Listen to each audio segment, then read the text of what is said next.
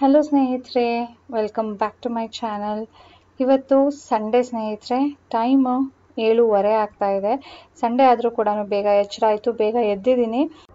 ಸುಮಾರು ಹೊತ್ತಾಯಿತು ನನಗೂ ಎಚ್ಚರ ಆಗಿ. ಸ್ವಲ್ಪ ಹೊತ್ತು ಹಾಗೆ ಹೊರಳಾಡಿದೆ, ಆಮೇಲೆ ಎದ್ದು ಬಂದು ಈಗ ಮುಂದಿನ ಕೆಲಸಗಳು ನೋಡೋಣ ಅಂತ ಬಂದೆ. ಆದರೆ ಕೆಲಸಗಳು ಮಾಡೋದಕ್ಕೆ ಮನಸ್ಸಿರಲಿಲ್ಲ. ಬಟ್ ಸಂಡೇ ಇಷ್ಟು ಬೇಗ ಕೆಲಸ ಶುರು ಮಾಡಬೇಕಾ ಅನ್ನೋ ಥರ. ಆಮೇಲೆ ಅನ್ನಿಸ್ತು, ಸರಿ ನೆನ್ನೆನೂ ಯೋಗ ಮಾಡಲಿಲ್ಲ ನಾನು. ಮೊನ್ನೆ ಸ್ವಲ್ಪ ಹೊತ್ತು ಮಾಡಿದ್ದೆ, ನೆನ್ನೆ ಮಾಡಲಿಲ್ಲ. ನಾಳೆ ನವರಾತ್ರಿ ಶುರು ಆಗುತ್ತೆ, ನಾಳೆನೂ ಜಾಸ್ತಿ ಕೆಲಸಗಳಿರುತ್ತೆ. ನಾಳೆನೂ ಮಾಡೋಕ್ಕಾಗುತ್ತೋ ಇಲ್ವೋ, ಅಟ್ಲೀಸ್ಟ್ ಇವತ್ತಾದರೂ ಮಾಡೋಣ. ಅಂದರೆ ಬೇಗ ಎತ್ತಿರೋದಕ್ಕೆ ಸ್ವಲ್ಪ ಯುಟಿಲೈಸೇಷನ್ ಆಗುತ್ತೆ ಅಂತ ಹೇಳ್ಬಿಟ್ಟು ಇವಾಗ ಶುರು ಮಾಡ್ತಾ ಇದ್ದೀನಿ. ಇದು ನಾನು ಮಾಡ್ತಾ ಇರೋದು ವಾರ್ಮಪ್. ಅಂದರೆ ನಾನು 14 ಡೇಸ್ ಯೋಗ ತೊಗೊಂಡಿದ್ದು. ಅದು ಫ್ರೀ ಯೋಗ ಇರುತ್ತೆ. ಅದು ಹೇಗೆ ಮಾಡ್ತಾರೆ ಏನು ಅಂತ ನೋಡ್ಬೋದು ನಾವು. ಇಷ್ಟ ಆದರೆ ಮತ್ತೆ ಕಂಟಿನ್ಯೂ ಕೂಡ ಮಾಡ್ಬೋದು. ಅದು ಅವರು ಹೇಗೆ ಹೇಳ್ಕೊಡ್ತಾ ಇದ್ರು ಅಂದರೆ 45 ಮಿನಿಟ್ಸ್ ಸೆಷನಲ್ಲಿ 5 ಮಿನಿಟ್ಸ್ ಸ್ಟಾರ್ಟಿಂಗು ಮತ್ತು ಎಂಡಿಂಗಲ್ಲಿ ಬ್ರೀತಿಂಗ್ ಇರುತ್ತೆ. ಅದಾದಮೇಲೆ ಒಂದು 10 ಮಿನಿಟ್ಸು ವಾರ್ಮಪ್ ಇರುತ್ತೆ. ಅದಾದಮೇಲೆ ಆಸನಾಸ್ಗಳಿರುತ್ತೆ. ಆಸನಗಳು ಕೂಡ ತುಂಬ ಫಾಸ್ಟಾಗಿ ತುಂಬ ಪುಷ್ ಮಾಡೋದಕ್ಕೆ ಹೋಗೋದಿಲ್ಲ. ಎಲ್ಲಾನು 2 ಸೆಟ್ಸ್ 3 ಸೆಟ್ಸ್ ಈ ಥರ ಇರುತ್ತೆ. ತುಂಬಾ ಸಿಂಪಲ್ ಆಗಿರುತ್ತೆ. ಲೈಕ್ ಏಜ್ ಓಲ್ಡ್ ಪೀಪಲ್ ಕೂಡ ಮಾಡಬೇಕು ಆ ಥರ ಇರುತ್ತೆ. ಬಿಗಿನರ್ಸ್ ಕೂಡ ಮಾಡಬೇಕು ಆ ಥರ. ಇದು ಅಡ್ವಾನ್ಸ್ ಲೆವೆಲ್ ಆ ಥರ ಅಲ್ಲ. ಇದೇನಿದ್ರೂ ಸುಮ್ಮನೆ ಯಾರು ಏನೂ ಮಾಡದೆ ಇರೋ ಬದಲು ಈ ಥರ ಎಲ್ಲ ಮಾಡಿ ನಿಮಗೆ ಸ್ವಲ್ಪ ಬೆನಿಫಿಟ್ ಸಿಗತ್ತೆ ಅಂತ ಆ ರೀತಿಯಲ್ಲಿ ಇದು ಯೋಗ ಇದ್ದಿದ್ದು. ಸೊ ಇದರಲ್ಲಿ ಅವ್ರು ಹೇಗೆ ಹೇಳ್ಕೊಡ್ತಾರೆ ಅಂದರೆ 14 ಡೇಸಲ್ಲಿ ಸಂಡೇಸ್ ಇರೋದಿಲ್ಲ. ಇವತ್ತು ಸಂಡೇ ಅಲ್ವಾ, ಇವತ್ತು ಯೋಗ ಇರೋದಿಲ್ಲ. ಸೊ ನಾನು ಏನು ಇಷ್ಟು ದಿನ ಮಾಡಿದ್ದೀನೋ ಅದನ್ನು ನೆನಪಿಸ್ಕೊಂಡು ಮಾಡ್ತಾಯಿದ್ದೆ. ಕ್ಲ್ಯಾಪ್ ಮಾಡ್ತಾ ಇದ್ದೆ. ಇನ್ನು ಅಪ್ಪ ಮಗಳು ಎದ್ದಿಲ್ಲ. ಕ್ಲ್ಯಾಪ್ಗೆ ಎಲ್ಲಿ ಎದ್ದು ಬಂದುಬಿಡ್ತಾರೋ ಅಂದ್ಕೊಂಡು ಮತ್ತೆ ಸ್ಟಾಪ್ ಮಾಡಿದೆ. ಇದು ಒಂದು ದಿನ ಲೋವರ್ ಬಾಡಿ, ಒಂದು ದಿನ ಅಪ್ಪರ್ ಬಾಡಿ, ಒಂದು ದಿನ ಕೋರ್ಸ್ಗೆ, ಒಂದು ದಿನ ಜಸ್ಟ್ ಬ್ರೀತಿಂಗು. ಈ ರೀತಿಯಲ್ಲಿ ಅವರು ಡಿಫ್ರೆಂಟ್ ಆಗಿ ಮಾಡ್ತಾರೆ. ಲೈಕ್ ವೆಯ್ಟ್ ಲಾಸ್ಗೆ ಆ ಥರ ಎಲ್ಲ ಏನೂ ಇಲ್ಲ. ಅದೂ ಇರುತ್ತೆ, ಬಟ್ ಇವರು ಆ ಥರ ಮಾಡ್ತಾ ಇರಲಿಲ್ಲ. ಬಿಗಿನರ್ಸ್, ಏಜ್ ಓಲ್ಡ್ ಎಲ್ಲರೂ ಕೂಡ ಸಿಂಪಲ್ಲಾಗಿ ಮಾಡಬೇಕು. Something is better than nothing ಅಂತಾರಲ್ವಾ, ಆ ರೀತಿಯಲ್ಲಿ ಅವರು ಹೇಳ್ಕೊಡ್ತಾ ಇದ್ದಿದ್ದು. ಆ್ಯಂಡ್ ಅವ್ರು ಏನು ಹೇಳೋದಂದರೆ ತುಂಬಾ ಪುಷ್ ಮಾಡೋದಕ್ಕೆ ಹೋಗ್ಬೇಡಿ. ಒಂದೇ ದಿನ ನಾನು ಮಾಡಬೇಕು ಅಂತ ಮಾಡೋದಕ್ಕೆ ಹೋದರೆ ನಿಮಗೆ ಮಾರನೇ ದಿನ ಮೈಕೈ ನೋವು ಬಂದು ಮಾಡೋದಕ್ಕೆ ಮನಸ್ಸೇ ಬರೋದಿಲ್ಲ. ಅದ್ರ ಬದಲು ನಿಮ್ಗೆ ಎಷ್ಟಾಗುತ್ತೋ ಅಷ್ಟು ಮಾಡಿ. ನನಗೂ ಅಷ್ಟೇ ಒಂದು 10-15 ಮಿನಿಟ್ಸ್ ಮಾಡ್ತೀನಿ. ಅದಾದಮೇಲೆ ಸಾಕು ಅಂತ ಅನ್ಸೋದಕ್ಕೆ ಶುರು ಆಗುತ್ತೆ. ಸ್ವಲ್ಪ ಸ್ವೆಟ್ ಆಗೋದಕ್ಕೆ ಶುರು ಮಾಡ್ತೀನಿ. ಆಗ ಸಾಕಪ್ಪ ಅಂತ ಅನಿಸುತ್ತೆ. ಸೊ ಇದೇ ಥರ ನಾವು ಕಂಟಿನ್ಯೂ ಮಾಡಿದ್ರೆ ಒಂದು ದಿನ 20 ಮಿನಿಟ್ಸ್ 25 ಮಿನಿಟ್ಸ್ ಈ ಥರ ಇನ್ಕ್ರೀಸ್ ಮಾಡ್ಕೊಂಡು ಹೋಗ್ಬೋದು. ಇದು ಯೋಗ ಸ್ನೇಹಿತರೆ, ಯೋಗ ಆಗಲಿ, ಫಿಸಿಕಲ್ ಆ್ಯಕ್ಟಿವಿಟಿ ಆಗಲಿ, ಜಿಮ್ಗೆ ಹೋಗೋದಾಗಲಿ, ಎಕ್ಸಸೈಸ್ ಆಗಲಿ, ಯಾವುದಾದ್ರೂ ಒಂದನ್ನು ನಾವು ಇನ್ಕ್ಲೂಡ್ ಮಾಡ್ಕೊಳ್ಬೇಕು. ಬಟ್ ನಮ್ಮ ಪ್ರಾಬ್ಲಮ್ ಏನಂದರೆ ಬೇರೆದಕ್ಕೆಲ್ಲನೂ ಪ್ರಯಾರಿಟೈಸ್ ಮಾಡ್ತೀವಿ. ಇದನ್ನು ನಾವು ನಮ್ಮ ಸೆಲ್ಫ್ ಕೇರನ್ನು ಲಾಸ್ಟ್ಗೆ ಇಟ್ಕೊಳ್ತೀವಿ. It shouldn't be like that. ಈಗ ನಾವು ದಿನ ಎದ್ದು ಹೇಗೆ ಮನೆ ಕೆಲಸ ಮಾಡಿ, ಸ್ನಾನ ಮಾಡಿ, ಪೂಜೆ ಮಾಡಿ, ತಿಂಡಿ ಮಾಡ್ತೀವೋ ಅದೇ ರೀತಿಯಲ್ಲಿ ಬೆಳಗ್ಗೆ ಎದ್ದ ಮೇಲೆ ಯೋಗ ಮಾಡಿ, ಮನೆ ಕೆಲಸ ಮಾಡಿ, ಆಮೇಲೆಲ್ಲವೂ ಮುಂದೆ ಮಾಡೋ ರೀತಿಯಲ್ಲಿ ನಮ್ಮ ರುಟೀನನ್ನು ನಾವು ಸೆಟ್ ಮಾಡ್ಕೊಳ್ಬೇಕು. ಬಟ್ ಏನು ಮಾಡೋಣ, ನನಗಂತೂ ಒಂದು ದಿನ ಚೆನ್ನಾಗಿದ್ರೆ ಇನ್ನೊಂದು ದಿನ ಏನಾದರೂ ಒಂದು ತೊಂದರೆ ಆಗಿರುತ್ತೆ. ಅದು ಬೆಳಿಗ್ಗೆ ಹೊತ್ತೇನೆ. ಅದಕ್ಕೆ ನಾನು ಯಾವತ್ತಾಗುತ್ತೋ ಅವತ್ತು ಮಾಡಿರ್ತೀನಿ. ನಾನು ಫುಲ್ಲು ಟ್ರೈ ಮಾಡ್ತೀನಿ ಮಾಡೋದಕ್ಕೆ. ಕೆಲವೊಂದು ಸಾರಿ ಆಗೋದಿಲ್ಲ, ಏನು ಮಾಡೋಕ್ಕಾಗೋದಿಲ್ಲ, ದಟ್ಸ್ ಫೈನ್. ಇದು ಎಲ್ಲದಕ್ಕಿಂತ ಈಸಿ ಆಸನ ಆ್ಯಂಡ್ ಸಾನು ಫೇವ್ರೆಟ್ ಕೂಡ, ಶವಾಸನ. ಅಂದರೆ ಬಾಡಿನ ಫ್ರೀ ಬಿಟ್ಬಿಟ್ಟು ಏನು ಚಿಂತೆ ಮಾಡ್ದಂಗೆ ಒಂದು ನಿಮಿಷದಷ್ಟು ಆರಾಮ್ ಮಾಡೋದು. ಇಷ್ಟೆಲ್ಲ ಮಾಡೋ ಅಷ್ಟೊತ್ತಿಗೆ ಸಾನು ಎದ್ದು ಬಂದ್ಲು. ಏನು ಮಾಡ್ತಿದ್ಯಾ ಮಮ್ಮ ಅಂದ್ಕೊಂಡು ಕಣ್ಣು ಬಿಡೋಕ್ಕೆ ಆಗ್ತಾ ಇಲ್ಲ ಅವಳಿಗೆ. ಆದರೂ ಬಂದು ಕೂತ್ಕೊಂಡಿದ್ದಾಳೆ. ಏನು ಮಾಡ್ತಿದ್ಯಾ ನೀನು ಅಂದ್ಕೊಂಡು.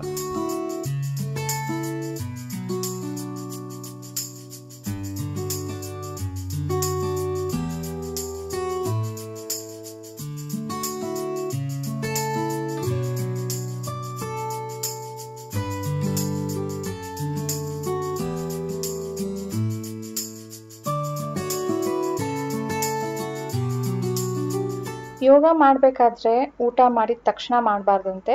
ಲೈಟ್ ಫುಡ್ ಏನಾದರೂ ತಿಂದು ಮಾಡಿರಬೇಕು, ಅಥವಾ ಊಟ ಮಾಡಿದ್ದು 2 ಅವರ್ಗೆ ಮಾಡಬೇಕಂತೆ. ಇಲ್ಲಾಂದರೆ ಬೆಳಗ್ಗೆ ಎದ್ದ ತಕ್ಷಣ ಏನಾದರೂ ತಿನ್ನೋ ಮುಂಚೆ ಮಾಡಿದ್ರೆ ಒಳ್ಳೆಯದು ಅಂತ ಹೇಳ್ತಾರೆ. ನಾನು ಬೆಳಗ್ಗೆ ಒಂದು ಗ್ಲಾಸ್ ಬೆಚ್ಚಗಿನ ನೀರು ಕುಡಿದ್ಬಿಟ್ಟು ಬಾದಾಮ್ ತಿಂದಿದ್ದೆ. ಈಗ ಇನ್ನೂ ಒಂದು ಸಾರಿ ನೀರು ಕುಡಿತಾ ಇದ್ದೀನಿ. ಹಾಗೆ ಅಲ್ಲಿ ಬಾಲ್ಕನಿಯಲ್ಲಿ ಕೂತ್ಕೊಂಡಿದ್ದೀನಿ. This is my second favourite place. ನನಗೆ ಯಾರೂ ಇಲ್ಲ ಮನೇಲಿ, ಒಬ್ಳಿಗೆ ಬೇಜಾರಾಗ್ತಾ ಇದೆ ಅಂದರೆ ಬಂದು ಇಲ್ಲಿ ಕೂತ್ಕೊಳ್ತೀನಿ. ಗಿಡಗಳಿಗೆ ನೋಡ್ತಾ ಇದ್ರೆ ಅಲ್ಲಿ ಏನೇನಾದರೂ ಮಾಡೋದಕ್ಕೆ ಕೆಲಸಗಳಿರತ್ತೆ. ಸೊ ಅದನ್ನು ಮಾಡಿಕೊಂಡು ಹೊರಗಡೆ ಏನಾದರೂ ಓಡಾಡೋದು ಎಲ್ಲ ಕಾಣುತ್ತೆ ನಮ್ಮ ಬಾಲ್ಕನಿಯಿಂದ. ಮಕ್ಕಳು ಆಟಾಡ್ತಾ ಇರ್ತಾರೆ ಕೆಳಗಡೆ, ಏನಾದರೂ ಶಬ್ದ ಬರ್ತಾ ಇರುತ್ತೆ. ಸೊ ಅದನ್ನು ಕೇಳಿಸ್ಕೊಂಡು ಅದನ್ನು ನೋಡಿಕೊಂಡು ಕೂತ್ಕೊಂಡಿರ್ತೀನಿ. ಈಗ ನೆಕ್ಸ್ಟ್ ನಾನು ನನ್ನ ಕೆಲಸಗಳನ್ನ ಶುರು ಮಾಡ್ತಾ ಇದ್ದೀನಿ. ನವರಾತ್ರಿ ಬರ್ತಾ ಇರೋದ್ರಿಂದ ಸ್ವಲ್ಪ ಕ್ಲೀನಿಂಗ್ ಮಾಡ್ಕೊಳ್ತಾ ಇದ್ದೀನಿ. ನವರಾತ್ರಿಯಲ್ಲಿ ಆಯುಧ ಪೂಜೆ ಮಾಡಬೇಕಲ್ವಾ. ಆಯುಧಗಳು ಅಂದರೆ ಬರೀ ಟೂಲ್ಸ್ ಅಲ್ಲ, ಬರೀ ಗಾಡಿಗಳಲ್ಲ. ನಾನು ಮನೆಯಲ್ಲಿ ಕಿಟಕಿ, ಬಾಗಿಲು, ಆಮೇಲೆ ಎಲ್ಲ ಎಲೆಕ್ಟ್ರಾನಿಕ್ಸ್ ವಸ್ತುಗಳು, ಸ್ವಿಚ್ ಬೋರ್ಡು ಎಲ್ಲನೂ ಕ್ಲೀನ್ ಮಾಡ್ಕೊಳ್ತೀನಿ. ಅದನ್ನೆಲ್ಲನೂ ಈಗಲೇ ಶುರು ಮಾಡೋದಿಲ್ಲ. ಈಗ ಅದಕ್ಕೆಲ್ಲಾನು ಪೂಜೆ ಮಾಡ್ತೀವಲ್ವಾ, ಸೊ ಹಬ್ಬಕ್ಕೆ ಒಂದು 2 ದಿನ ಹಿಂದೆ ನಾನು ಕ್ಲೀನ್ ಮಾಡ್ಕೊಳ್ತೀನಿ ಅದನ್ನ. ಬಟ್ ಇವತ್ತು ಡ್ರೈ ಡಸ್ಟಿಂಗ್ ಮಾಡ್ಕೊಳ್ತಾ ಇದ್ದೀನಿ. ಈಗ ಈ ಲೈಟಿಂಗ್ಸ್ಗೆಲ್ಲ ನಾನೇನು ಪೂಜೆ ಮಾಡೋದಿಲ್ಲ. ಬಟ್ ಹೋದ ವಾರ ಒರೆಸ್ಬೇಕಿತ್ತು, ಒರೆಸಿರ್ಲಿಲ್ಲ, ನಂದು ಡೇಟ್ ಇತ್ತು ಅಂತ ಹೇಳ್ಬಿಟ್ಟು. ಅದಕ್ಕೆ ಇವತ್ತು ನಾನು ಕ್ಲೀನ್ ಮಾಡ್ಕೊಳ್ತಾ ಇದ್ದೀನಿ. ಇದ್ರ ಮೇಲೂ ತುಂಬ ಧೂಳು ಕೂರುತ್ತೆ ಸ್ನೇಹಿತರೆ. ಒಂಥರ ಫ್ರಿಜ್ ಮೇಲೆ, ಈಗ ಓವನ್ ಮೇಲೆಲ್ಲ ಹೇಗೆ ಕೂತ್ಕೊಳ್ಳುತ್ತೋ ಅಲ್ಲಿ 3 ದಿನಕ್ಕೊಂದ್ಸಾರಿ ನೋಡಿದ್ರೇನೆ ಅಷ್ಟು ಧೂಳಿರುತ್ತೆ. ಅದೇ ರೀತಿಯಲ್ಲಿ ಇಲ್ಲಿ 15 ಡೇಸ್ ಬಿಟ್ಟು ನೋಡ್ತಾ ಇದ್ದೀನಿ, ಬಟ್ಟೆಗೆಲ್ಲಾನು ನೀಟಾಗಿ ಅಂಟ್ಕೊಳ್ತಾ ಇದೆ, ಅಷ್ಟು ಧೂಳಾಗ್ಬಿಟ್ಟಿದೆ. ಅದಕ್ಕೆಲ್ಲಾನು ಕ್ಲೀನ್ ಮಾಡ್ಕೊಳ್ತಾ ಇದ್ದೀನಿ. ಇವತ್ತು ಮಹಾಲಯ ಅಮಾವಾಸ್ಯೆ, ಪಿತೃಪಕ್ಷದ ಕೊನೆ ದಿನ. ಇವತ್ತು ಕೂಡ ತುಂಬ ಜನ ಹಬ್ಬ ಮಾಡ್ತಾರೆ. ನಮ್ಮ ಮನೆಯಲ್ಲಿ ಹೇಗೆ ಅಂದರೆ ಇವತ್ತು ಕೊನೆ ದಿನ, ಇವತ್ತು ಪಿತೃಗಳೆಲ್ಲರೂ ವಾಪಸ್ ಹೋಗ್ತಾರೆ. ಅದಕ್ಕೆ ಹೋಗೋ ಮುಂಚೆ ಇನ್ನೂ ಒಂದು ಸಾರಿ ಏನಾದರೂ ಲೈಟಾಗಿ ಅಡುಗೆ ಮಾಡಿ ಅವ್ರಿಗೆ ಅಂತ ಮಾಡಿ ಮೇಲೆ ಇಡ್ತಾರೆ. ಹೋದ ಸಾರಿ ನಾನು ಈ ಲೈಟ್ಸ್ಗಳನ್ನ ಎಲ್ಲೋ ಒದ್ದೆ ಬಟ್ಟೆಯಲ್ಲಿ ಒರೆಸಿದ್ದೆ ಅನಿಸುತ್ತೆ. ಹಾರ್ಡ್ ವಾಟರ್ ಅಲ್ವಾ, ಆ ಹಾರ್ಡ್ ವಾಟರ್ದು ಸ್ಟೇನ್ ಹಾಗೆ ಮಿಕ್ಕೋಗಿದೆ. ಅದನ್ನ ಇವತ್ತು ಡ್ರೈ ಬಟ್ಟೆಯಲ್ಲಿ ಒರೆಸಿ ತೆಗಿತಾ ಇದ್ದೀನಿ. ಒಂಥರ ಡಲ್ ಕಾಣುತ್ತೆ ಅದು.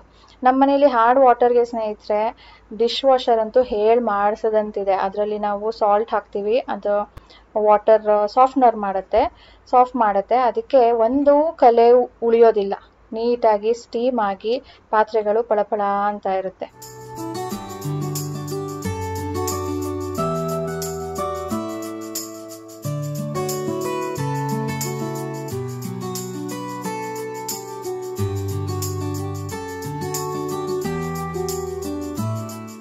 ಏನಾದರೂ ಒಂದು ಕ್ಲೀನಿಂಗಿಗೆ ಹಿಡ್ಕೊಂಡ್ರೆ ಅದು ಮಾಡೋಣ, ಇದು ಮಾಡೋಣ ಅಂತ ಇಂಟ್ರೆಸ್ಟ್ ಬಂದ್ಬಿಡತ್ತೆ.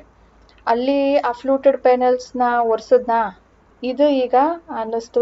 ಇಲ್ಲಿ ನಾನು ಗುಡಿಸ್ಬೇಕಾದ್ರೆ ನೋಡ್ತೀನಿ ಧೂಳು ಕೂತಿರುತ್ತೆ. ಇದೇನು ಅಂದರೆ ಒಂಥರ ಧೂಳನ್ನು ಅಟ್ರಾಕ್ಟ್ ಮಾಡುತ್ತೆ ಅಂತ ಅನಿಸುತ್ತೆ ನನಗೆ.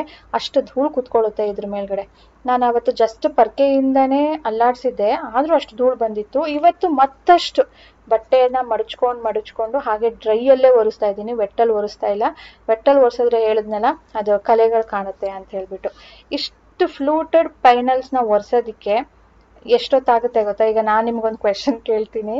ಈ ಫುಲ್ ಒರೆಸೋ ತನಕ, ಇಲ್ಲಿಂದ TV ಯೂನಿಟ್ದು ಫ್ಲೂಟೆಡ್ ಪೇನಲ್ಸ್ ನಾನು ಒರೆಸೋ ತನಕ ಎಷ್ಟು ಸಾರಿ ಬಗ್ಗೆ ಎದ್ದಿದ್ದೀನಿ ಅಂತ ನೀವು ಕೌಂಟ್ ಮಾಡಿ ಹೇಳೋ ಹಾಗಿದ್ರೆ ಹೇಳಿ ನೋಡೋಣ.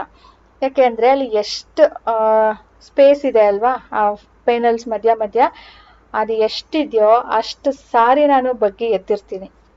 ಇದು ನಾನು ರೆಗ್ಯುಲರ್ ಆಗಂತೂ ಒರೆಸೋದೇ ಇಲ್ಲ. ಯಾವಾಗಲಾದರೂ ಒಂದ್ಸಾರಿನೇ. ಇದು ನಾನು 2ನೇ ಸಾರಿನೋ 3ನೇ ಸಾರಿನೋ ಅನ್ಸುತ್ತೆ ಇಷ್ಟು ದಿನದಲ್ಲಿ ಇದು ಹಾಕ್ದಾಗ್ಲಿಂದ ನಾನು ಒರೆಸ್ತಾ ಇರೋದು.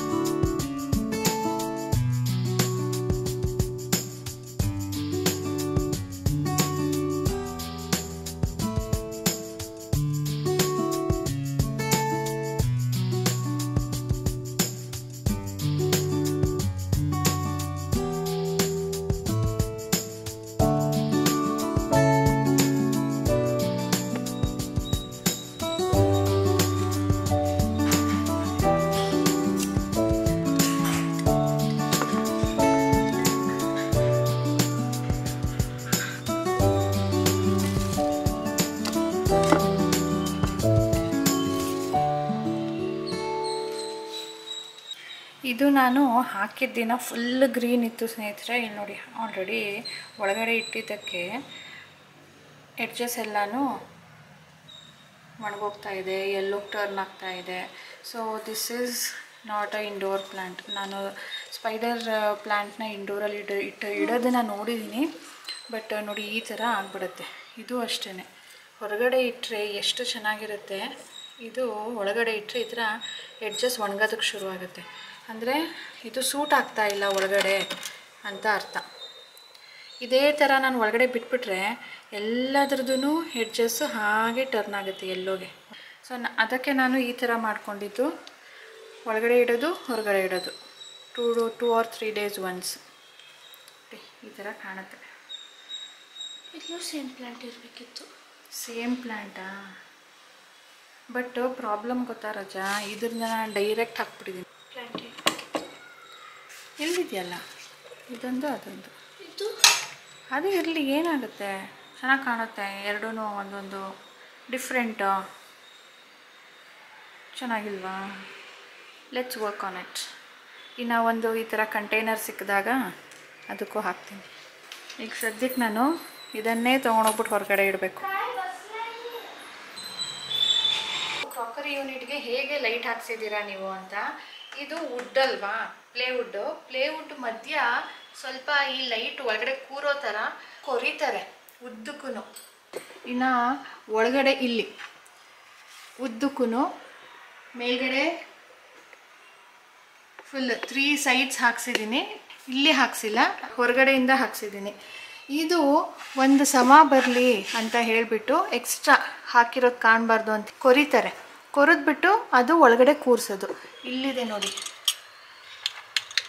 ಇಲ್ಲಿ ಕಾಣ್ತಿದ್ಯಾ? ಇದನ್ನು ಈ ಪ್ಲೇವುಡ್ ಒಳಗಡೆ ಕೂರಿಸ್ತಾರೆ. ಜಸ್ಟ್ ಪ್ರೆಸ್ ಮಾಡಿ ಬಿಡ್ತಾರಷ್ಟೇ. ಇದು ನಿಮಗೆ ಅಂಗಡಿಯಲ್ಲೇ ಸಿಗತ್ತೆ. ಇದು LED ಲೈಟ್, ಅದ್ರ ಮೇಲ್ಗಡೆದು ಮತ್ತು ಕೆಳಗಡೆದು ಸಪ್ರೇಟು. ಒಂದು ಲೆಂತ್ಗೆ 100, 200 ಆ ಥರ ಇರುತ್ತೆ. LED ಸ್ಟ್ರಿಪ್ ಲೈಟು ನಿಮಗೆ 300, 400 ಒಂದು 5 ಮೀಟರ್ ರೀಲ್ಗೆ ಇರುತ್ತೆ. ಅದ್ರ ಜೊತೆ ಒಂದು ಅಡಾಪ್ಟರ್ ತೊಗೊಳ್ಬೇಕು. ಈ ಥರ ಅದು ಹಾಕ್ಸಿರೋದು. ಮಾಡಿರೋರಿಗೆ ನಾವೇನು ಹೇಳೋದೇ ಬೇಕಾಗಿಲ್ಲ, ಅವರೇ ಮಾಡಿ ಕೊಡ್ತಾರೆ. ಹೊಸದಾಗಿ ಯಾರಾದರೂ ಮಾಡಬೇಕು ಅಂದರೆ ಅವ್ರಿಗೆ ಐಡಿಯಾ ಇರಲ್ಲ ಅಷ್ಟೇ. ಈಗ ನಾವು ಈ ಗ್ಲಾಸ್ಗಳನ್ನು ಕ್ಲೀನ್ ಮಾಡ್ತಾ ಇದ್ದೀವಿ. ನಾನು ಯೂಸ್ ಮಾಡೋದಕ್ಕಿಂತ ಜಾಸ್ತಿ ಕ್ಲೀನ್ ಮಾಡೋದೇ ಆಗಿದೆ ಇದು.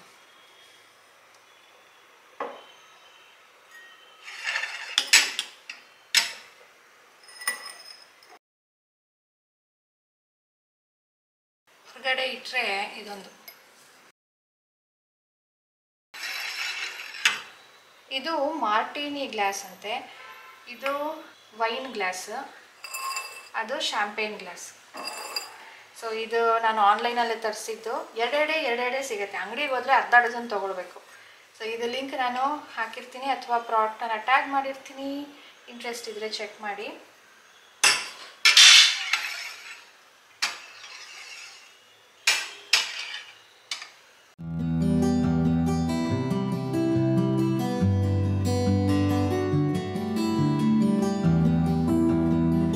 ಈಗ ಗೊಜ್ಜು ಮಾಡ್ತಾ ಇದ್ದೀನಿ ಸ್ನೇಹಿತರೆ. ಆ್ಯಕ್ಚುಲಿ ಇದು ಗೊಜ್ಜು ನಾನು ಯಾವಾಗ್ಲೂ ಹಸಿ ಮಸಾಲೆ ಹಾಕ್ತೀನಿ, ಇದನ್ನೆಲ್ಲ ಹುರಿಯೋದಿಲ್ಲ ನಾನು. ಬಟ್ ಇವತ್ತು ಮಧ್ಯಾಹ್ನಕ್ಕೂ ಬೇಕು ರಾತ್ರಿಗೂ ಬೇಕಲ್ವಾ, ಅದಕ್ಕೆ ಸ್ವಲ್ಪ ಜಾಸ್ತಿ ಮಾಡೋಣ. ಹಸಿ ಮಸಾಲೆ ಜಾಸ್ತಿ ಮಾಡಿದ್ರೆ ಅದು ಅಷ್ಟೊಂದು ಚೆನ್ನಾಗಿರಲ್ಲ, ಅದಕ್ಕೆ ಸ್ವಲ್ಪ ಹುರಿತಾ ಇದ್ದೀನಿ, ಗೊಜ್ಜು ಜಾಸ್ತಿನೇ ಇರಲಿ ಅಂತ. ಸೊ ಈಗ ನೋಡಿದ್ರಲ್ವ ಅದರಲ್ಲಿ ಏನೇನಿತ್ತು ಅಂತ. ಧನಿಯಾ, ಚಕ್ಕೆ, ಲವಂಗ, ಬೆಳ್ಳುಳ್ಳಿ. ಅದು ಸ್ವಲ್ಪ ಹುರಿದಾದ್ಮೇಲೆ ಅದಕ್ಕೆ ಒಂದು ಮೀಡಿಯಮ್ ಸೈಜ್ದು ಈರುಳ್ಳಿ ಹಾಕ್ಕೊಂಡಿದ್ದೀನಿ. ಬರೀ ಕಾಯಿನೇ ಹಾಕಿದಾಗ ಗೊಜ್ಜು ಜಾಸ್ತಿ ಬೇಕು ಅಂದಾಗ ಫ್ಲೇವರ್ ಸ್ವಲ್ಪ ಟೆಕ್ಸ್ಚರು ಎಲ್ಲ ಚೇಂಜ್ ಆಗುತ್ತೆ. ಅದಕ್ಕೆ ನಾನು ಸ್ವಲ್ಪ ಈರುಳ್ಳಿ ಕೂಡ ಫ್ರೈ ಮಾಡ್ಕೊಳ್ತಾ ಇದ್ದೀನಿ. ಇದು ನಾನು ನಾಟಿದು ಅಂದ್ಬಿಟ್ಟು ತಂದಿರೋದು, ಅರ್ಧ kg ತಂದಿದ್ದೀನಿ. ಇದನ್ನೆಲ್ಲ ಜಾಸ್ತಿ ಆಗುತ್ತೆ, ಇಷ್ಟೆಲ್ಲ ಯೂಸ್ ಮಾಡೋದಿಲ್ಲ. ಬಟ್ ಎಲ್ಲನೂ ವಾಶ್ ಮಾಡಿದ್ದೀನಿ. ನನಗೆ ಎಷ್ಟು ಬೇಕೋ ಅಷ್ಟೀಗ ಕಟ್ ಮಾಡ್ಕೊಳ್ತೀನಿ. ಆ್ಯಂಡ್ ಇದು ನಾನು ಕಾಯಿ ಹುರ್ಕೊಳ್ಬೇಕಿತ್ತು, ಆದರೆ ಇದು ಒಂದು 4-5 days ಹಿಂದೆ ಹೊಡೆದಿರೋ ಅಂಥ ಕಾಯಿ. ಸ್ವಲ್ಪ ಫ್ರಿಜ್ಜಲ್ಲಿಟ್ಟು ಡ್ರೈ ಔಟ್ ಆಗಿದೆ. ಇದನ್ನು ನಾನು ಇನ್ನೂ ಹುರ್ಕೊಂಡ್ರೆ ಫ್ಲೇವರ್ ಚೆನ್ನಾಗಿ ಬರೋದಿಲ್ಲ, ತುಂಬಾ ಡ್ರೈ ಅನಿಸುತ್ತೆ. ಅದಕ್ಕೆ ನಾನು ಅದನ್ನು ಹುರ್ಕೊಳ್ತಾ ಇಲ್ಲ. ಈರುಳ್ಳಿ ನೋಡಿ ಇಷ್ಟು ಹುರ್ಕೊಂಡಿದ್ದೀನಿ. ಇದಕ್ಕೆ ನಾನು ಜಸ್ಟ್ ಕಾಯಿನ ಮಿಕ್ಸ್ ಮಾಡಿಕೊಂಡು ರುಬ್ಕೊಳ್ತೀನಿ. ಶುಂಠಿ ಕೂಡ ಹಾಕ್ತೀನಿ. ಗೊಜ್ಜಿಗೆ ಅಂತ ಹೇಳ್ಬಿಟ್ಟು ಈ ಥರ ಸ್ಟ್ರಿಪ್ ರೀತಿಯಲ್ಲಿ ಕಟ್ ಮಾಡ್ಕೊಂಡಿದ್ದೀನಿ. ಇದನ್ನು ಹುರ್ಕೊಂಡ್ರೆ ಗೊಜ್ಜಿಗೆ ಹಾಕಿದಾಗ ಅಷ್ಟೊಂದು ಕಹಿ ಅನಿಸೋದಿಲ್ಲ. ಅದಕ್ಕೂ ನಾನು ಸ್ವಲ್ಪ ಕಹಿನ ತೆಗಿಯೋಣ ಅಂತ ಹೇಳಿಬಿಟ್ಟು ಸ್ವಲ್ಪ ಉಪ್ಪು, ಸ್ವಲ್ಪ ಅರಿಶಿನ ಹಾಕಿ ಮಿಕ್ಸ್ ಮಾಡಿಬಿಟ್ಟು ಒಂದು 10-15 minutes ಬಿಡ್ತೀನಿ. ಆವಾಗ ಅದು ನೀರು ಬಿಟ್ಕೊಳ್ಳುತ್ತೆ. ಆ ನೀರನ್ನ ಚೆಲ್ಬಿಟ್ಟು ಇದನ್ನು ಸ್ವಲ್ಪ ಹುರ್ಕೊಳ್ಬೇಕು. ಈಗ ಒಗ್ಗರಣೆಗೆ ಇಟ್ಕೊಳ್ತಾ ಇದ್ದೀನಿ. ಇದಕ್ಕೆ ನಾನು ಒಂದು ಚೂರು ಎಣ್ಣೆ ಹಾಕೊಳ್ತಾ ಇದ್ದೀನಿ. ಇದು ಆಲಿವ್ ಆಯಿಲ್, ಇದು ಎಕ್ಸ್ಟ್ರಾ ಲೈಟ್ ಅಂತ ಹೇಳ್ಬಿಟ್ಟು ಅಡುಗೆಗೆ ಅಂತಾನೆ ಯೂಸ್ ಮಾಡುವಂಥದ್ದು. ಸಲಾಡ್ಗೆ ಯೂಸ್ ಮಾಡೋದು ಅದು ಬೇರೆ ಇರುತ್ತೆ. ಸೊ ಇದು ನಾನು ಆನ್ಲೈನಲ್ಲಿ ತರಿಸ್ಕೊಂಡಿರೋದು, ಲಿಂಕ್ ಡಿಸ್ಕ್ರಿಪ್ಷನ್ ಇಟ್ಟಿರ್ತೀನಿ, ಚೆಕ್ ಮಾಡಿ. ಇದು ನೋಡಿ, ಈಗ ಸ್ವಲ್ಪ ನೀರು ಬಿಟ್ಕೊಂಡಿದೆ, ಅದನ್ನ ನೀರು ಚೆಲ್ಬಿಟ್ಟು ಸ್ವಲ್ಪ ಏರ್ ಫ್ರೈ ಮಾಡ್ಕೊಳ್ತಾ ಇದ್ದೀನಿ. ಯಾಕೆ ಅಂದ್ರೆ ಇದು ನಾವು ಶಾಲೋ ಫ್ರೈ ಮಾಡ್ಕೊಳ್ಬೇಕಾಗುತ್ತೆ, ಸ್ವಲ್ಪ ಹುರ್ಕೊಳ್ಬೇಕಾಗುತ್ತೆ, ಅದು ತುಂಬಾ ಟೈಮ್ ಹಿಡಿಸುತ್ತೆ. ಆದ್ರೆ ಏರ್ ಫ್ರೈಯರ್ ಅಲ್ಲಿ 10 ಮಿನಿಟ್ಸ್ ಅಲ್ಲೇ ರೆಡಿ ಆಗ್ಬಿಡುತ್ತೆ. ಇದು Agaro air fryer, link description ಇರುತ್ತೆ, ಚೆಕ್ ಮಾಡಿ.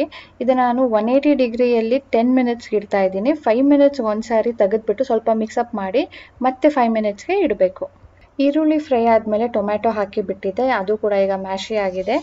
ಆಗಲೇ ಏನು ಮಸಾಲೆ ರುಬ್ಕೊಂಡಿದ್ನೋ ಅದನ್ನು ಇದಕ್ಕೆ ಸೇರಿಸ್ಬಿಟ್ಟು ನೀರು ಹಾಕಿ, ಖಾರ ಹಾಕಿ, ಉಪ್ಪು ಹಾಕಿ ಕುದಿಸ್ಕೊಳ್ತೀನಿ. ಅದು ಫುಲ್ ಕುದಿ ಬಂದ ಮೇಲೆ ಕೊನೆಯಲ್ಲಿ ನಾನು ಏನು ಏರ್ ಫ್ರೈ ಮಾಡ್ಕೊಂಡಿದ್ದೀನೋ ಅದನ್ನು ಸೇರಿಸ್ಬಿಟ್ಟು ಜಸ್ಟ್ ಒಂದು 2-3 ಮಿನಿಟ್ಸ್ ಬಿಟ್ಟರೆ ನಮ್ಮ ಗೊಜ್ಜು ರೆಡಿ. ಇದು ಅನ್ನದ ಜೊತೆ ಈಗ ನಾನು ಮಾಡ್ತಾ ಇರೋದು, ರಾತ್ರಿಗೆ ಇದ್ರ ಜೊತೆ ರೊಟ್ಟಿ ಹಾಕ್ತೀನಿ. ಸೊ ಇವತ್ತು ನಾನು ಇನ್ಸ್ಟೆಂಟ್ ಜಲೇಬಿ ಮಾಡ್ತಾ ಇದ್ದೀನಿ. ಇದರ ರೆಸಿಪಿ ನಾನು ಶಾರ್ಟ್ಸಲ್ಲಿ ಶೇರ್ ಮಾಡಿದ್ದೀನಿ. ಆ ವಿಡಿಯೋ ಲಿಂಕ್, ಆ ಶಾರ್ಟ್ನ ಲಿಂಕ್ ನಾನು ಡಿಸ್ಕ್ರಿಪ್ಷನಲ್ಲಿ ಇಟ್ಟಿರ್ತೀನಿ. ನೀವಿನ್ನ ನೋಡಿಲ್ಲ ಅಂದರೆ ಪ್ಲೀಸ್ ನೋಡಿ. ತುಂಬಾ ಈಸಿಯಾಗಿ ಇನ್ಸ್ಟೆಂಟಾಗಿ within half an hour ready ಮಾಡಿಬಿಡ್ಬೋದು. ಇಟ್ಸ್ ಓಕೆ, ಅಷ್ಟು ಸಾಕು. ಈಗ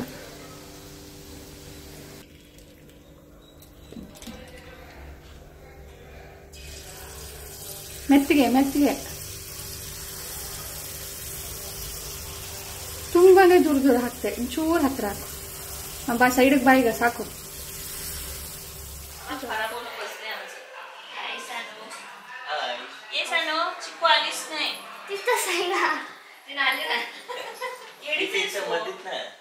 ಸೊ ಯಾರು ಇವರು? ಈಗ ಮಧ್ಯಾಹ್ನ ಆಗಿದೆ, ಮಧ್ಯಾಹ್ನ 3 ಗಂಟೆ ಏನೋ ಆಗ್ತಾ ಇದೆ. ಇವಾಗ ನಮ್ಮ ಮನೆಗೆ ಗೆಸ್ಟ್ ಬಂದಿದ್ದಾರೆ. ಯಾರು ಇವರು ಅಂತ ನೀವು ನೋಡಿರ್ತೀರಾ, ಬಟ್ ನಾಟ್ ರೆಗ್ಯುಲರ್ಲಿ. ರಂಜು ಮತ್ತು ರೇಷ್ಮಾ ಅಂತ ಹೇಳಿ ರಾಜೇಶ್ನ ಕಸಿನ್ ಆಗಬೇಕು. ಒಬ್ಬರು ಮೈಸೂರಲ್ಲಿರೋದು, ಒಬ್ಬರು ಕೆ ಆರ್ ನಗರದಲ್ಲಿರೋದು.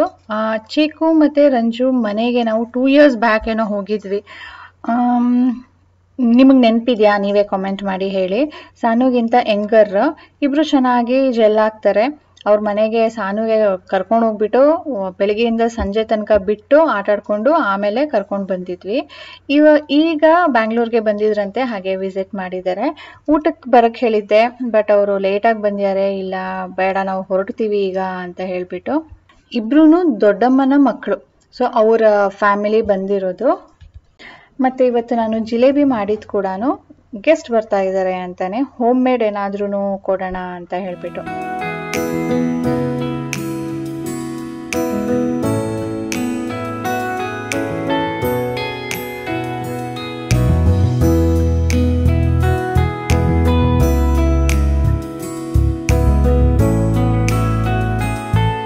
ತುಂಬ ವರ್ಷಗಳಾದಮೇಲೆ ನಮ್ಮ ಮನೆಗೆ ಬಂದಿರೋದು. ಸೊ ರಾಜೇಶ್ ಅವಾಗ ಹೇಗಿತ್ತು, ಇವಾಗ ಹೇಗಿದೆ ಅಂತ ಎಲ್ಲ ತೋರಿಸ್ತಾ ಇದ್ದಾರೆ. ಈಗ ಸ್ನೇಹಿತರೆ ಅವರು ಹೊರಡ್ತಾ ಇದ್ದಾರೆ. ನಾನು ಹೇಳಿದ್ನಲ್ಲ ಊಟಕ್ಕೆ ಬನ್ನಿ ಅಂತ ಹೇಳಿದ್ದೆ, ಬಟ್ ಅವ್ರಿಗೆ ಇನ್ನೂ ಬೇರೆ ಕಡೆ ಇನ್ವೈಟ್ ಇತ್ತಂತೆ, ಹಾಗಾಗಿ ಲೇಟಾಗಿ ಬಂದರು, ಬಟ್ ಬೇಗ ಹೊರಡ್ತಾ ಇದ್ದಾರೆ. ಇದರೊಂದಿಗೆ ಇವತ್ತಿನ ವ್ಲಾಗ್ ಕೂಡ ಎಂಡ್ ಮಾಡ್ತೀನಿ ಸ್ನೇಹಿತರೆ. ಇನ್ನು ಇವತ್ತು ಕ್ಲೀನಿಂಗು ಅದು ಇದು ಅಂತ ಸ್ಪೆಷಲ್ ಏನೂ ಇಲ್ಲ. ನಾಳೆಗೆ ನವರಾತ್ರಿ ಶುರು, ಸೊ ನಾಳೆ ವ್ಲಾಗನ್ನು ನಿಮ್ಮ ಜೊತೆ ಶೇರ್ ಮಾಡ್ತೀನಿ. ಮತ್ತೆ ಇವತ್ತಿನ ವಿಡಿಯೋ ಇಷ್ಟ ಆಗಿದ್ರೆ ಪ್ಲೀಸ್ ಲೈಕ್, ಶೇರ್ ಮಾಡಿ. ವಿದೌಟ್ ಸಬ್ಸ್ಕ್ರೈಬಿಂಗ್ ನೋಡ್ತಾ ಇದ್ರೆ ಪ್ಲೀಸ್ ಸಬ್ಸ್ಕ್ರೈಬ್ ಮಾಡ್ಕೊಳ್ಳಿ. ಬಾಯ್ ಬಾಯ್ ಸ್ನೇಹಿತರೆ.